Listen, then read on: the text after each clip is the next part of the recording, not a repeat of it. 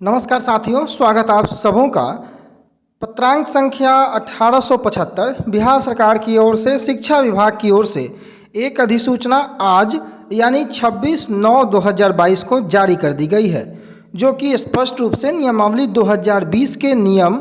12(7) के अधीन प्रदत्त शक्तियों का प्रयोग करते हुए जो व्यवस्था दी गई है उसके आलोक में पूर्व से जो कार्यरत माध्यमिक शिक्षक हैं उनको अपने या अन्य नियोजन इकाई अंतर्गत उच्च माध्यमिक शिक्षक के पद पर चयनित होने के उपरांत जो वेतन संरक्षण का मामला है या वेतन संरक्षण का लाभ दिए जाने का जो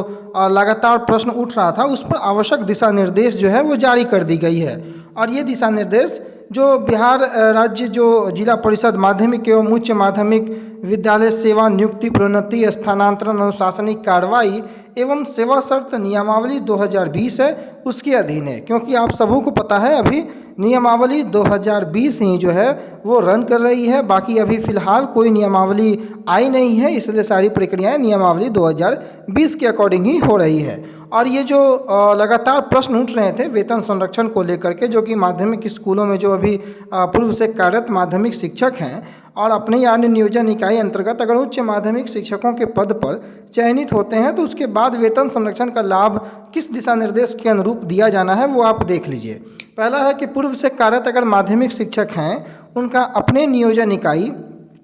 अथवा अन्य नियोजन इकाई अंतर्गत उच्च माध्यमिक शिक्षकों के पद पर नियुक्ति होने की स्थिति में वे सेवा निरंतरता का लाभ में मात्र वेतन संरक्षण का लाभ उन्हें दिया होगा। और ऐसी व्यवस्था वैसे शिक्षकों पर ही लागू होगी जिन्होंने माध्यमिक शिक्षक से उच्च माध्यमिक शिक्षक के पद पर नियुक्ति हेतु आवेदन समर्पित करने के पूर्व अपने नियंत्री पदाधिकारी की अनुमति प्राप्त कर ली हो। यानी कि स्पष्ट रूप से उल्लेख है कि जो पहले से कार्यरत जो हाई स्कूल के शिक्षक हैं वो अपने नियोजन इकाई या अन्य किसी भी नियोजन इकाई में अगर उच्च माध्यमिक शिक्षकों के पद पर नियुक्ति हेतु जो आवेदन जो या परिस्थितियां जब अगर उनकी बनती है तो वो सेवा निरंतरता का लाभ में जो है मात्र वेतन संरक्षण का उनको लाभ दिया होगा। और ऐसी स्थिति जो है उन शिक्षकों पर ही लागू होगी जो कि अपने जो नियंत्री पदाधिकारी है इससे उनकी अनुमति जो है उन्होंने ले रखी होगी। दूसरा महत्वपूर्ण पॉइंट देख लीजिए कि पूर्व पद पर कार्य करने की अंतिम तिथि तक का जो सेवा सत्यापन है उससे संबंधित नियोजन इकाई के द्वारा संबंधित शिक्षक की जो सेवा पुस्तिका होती है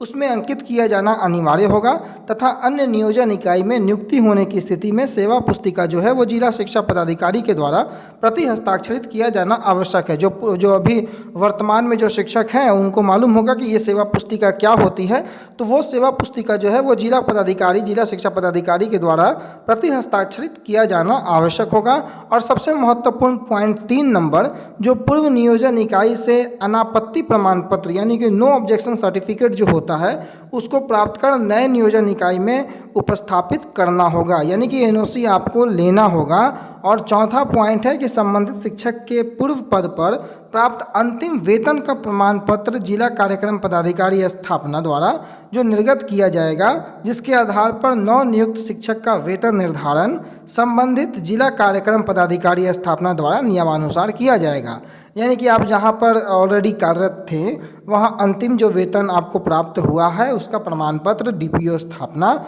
के द्वारा निर्गत किया जाएगा और उसी के आधार पर जो है नए जगह पर जहां आपको जो वेतन मिलेगा, जो नए जगहों पर आपकी जो नियुक्ति होगी उसमें संबंधित जिला कार्यक्रम पदाधिकारी स्थापना के द्वारा नियमानुसार किया जाएगा। और यह लाभ बिहार जिला परिषद माध्यमिक एवं उच्च माध्यमिक विद्यालय सेवा नियुक्ति प्रोन्नति स्थानांतरण अनुशासनिक कार्रवाई एवं सेवा शर्त नियमावली 2020 एवं बिहार नगर निकाय माध्यमिक उच्च माध्यमिक विद्यालय यानी कि नियमावली 2020 के प्रवृत्त होने अर्थात 20/8/2020 को ये लागू हुआ था 20 अगस्त को, उसके उपरांत जो नियुक्त होने वाले शिक्षक हैं उन्हीं को ही दिया होगा। और उप सचिव के हस्ताक्षर से 22/9/2022 को ये लेटर जो है वो इशू किया गया था और 26/9 को जो है ये जारी कर दिया गया है। 22/9 को इसमें सिग्नेचर हो गया था। आप देख सकते हैं 26/9/2022 जो कि उप सचिव शिक्षा विभाग के हस्ताक्षर से 1875 जो है ज्ञापांक संख्या ये जारी किया गया है। तो मूल रूप से ये सारी बातें जो हैं वेतन संरक्षण को लेकर के दिशा निर्देश है